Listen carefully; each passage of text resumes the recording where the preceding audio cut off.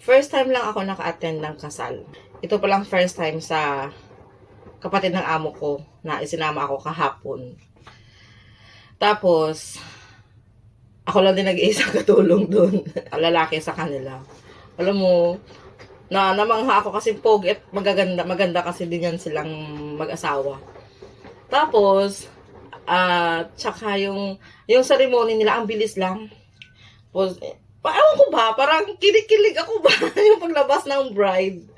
As in, kinikilig talaga ako kasi syempre maganda talaga yung bride niya, mabait pa. So, ba't ako kinikilig? Tapos tinitingnan ko yung kapatid ng amo ko, yung lalaki, yung groom. Parang nanindig ng balahibo ko. Kasi umiikot yung mata ko, tapos tinitingnan ko naman yung kapatid nilang lalaki na pangalawa, na wala pang asawa, yung close kasi silang magkapatid niyan eh. Kung anong reaction niyo ba? Kasi di ba solo na lang siya, wala nang kapatid niya kasi may separate na yung bahay sila dito. Kasi dito, pag mag-asawa ka, bago ka mag-asawa, dapat meron ka ng tirahan na lilipatan. Ganun yun dito. Hindi yung magdedepende pa sa magulang. O ikakasal ka na, didepende ka pa sa magulang. Hindi. Sila din yan na mag-asawa, mag-partner na mag-save para sa kanila, sa kasal nila. Siyempre, ando naman yung parents na magbaback up. Pero hindi yung magulang ang gagastos. No?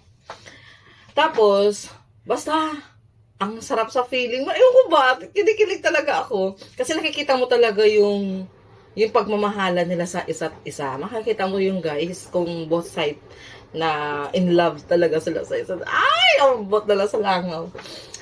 Tapos yun na, after ng ceremony doon sa yung magpipirmahan ng marriage ko, ang bilis lang doon. Doon ay matagal, doon sa reception. Diyan lang din naman. Dito banda yung kinasal sila. Tapos doon, may room doon na saan kami kakain ng dinner ba. Pero ang dami pang ganap, no? Tapos, basta, hindi sila yung magarbo sa mga dekorasyon or what. Iba talaga yung kasal na napaka-practical. Wala din mga gifts na mga gamit. Ampaw yan, guys. Ang lahat sa kanila nakalagay yan sa box. Kasi yun ang tradisyon ng mga Chekwa talaga, ampaw na ilagay. Kasi gumastos ang couple, 'di ba, sa kasal nila. Para at least may balik pa rin sa kanila na kahit papaano. Kasi yun sa kanila ay para blessings ba, more blessings pang dumating talaga sa iyo ba, no?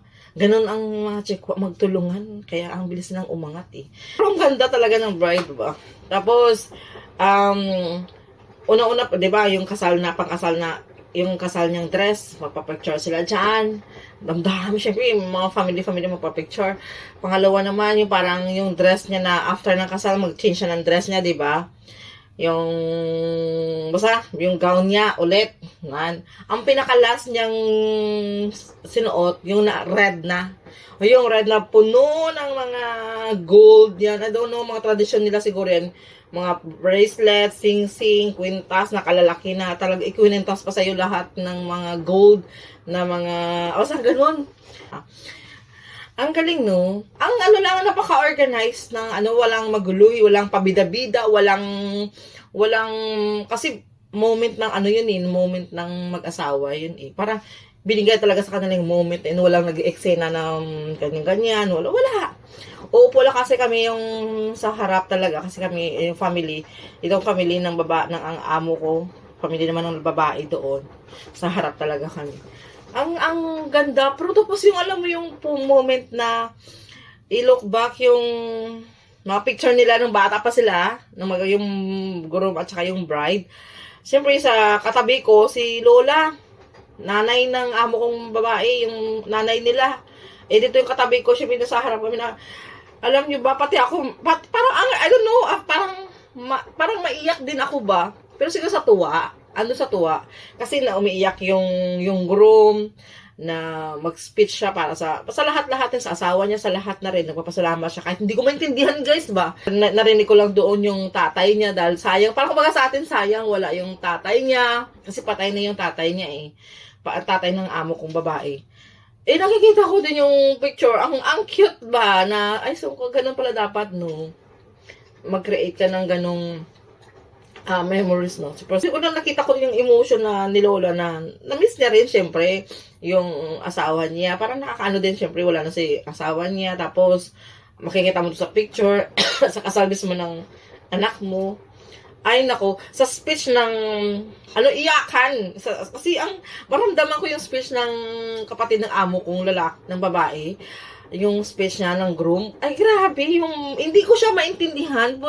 Mararamdaman mo talaga, guys. Diba? Kahit mga alaga ko nga, behave na behave. Kasi nakafocus din ng mga alaga ko na manood talaga ba. Kahit ako nga, nakatunga nga talaga eh. As in, ang ganda ng nila.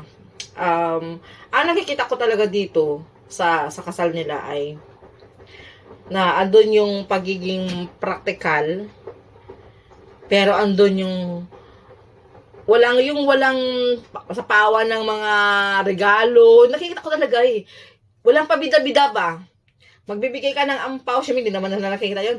Ayun ang maganda, yung humble na way, no? Na para at least walang comparison, di ba?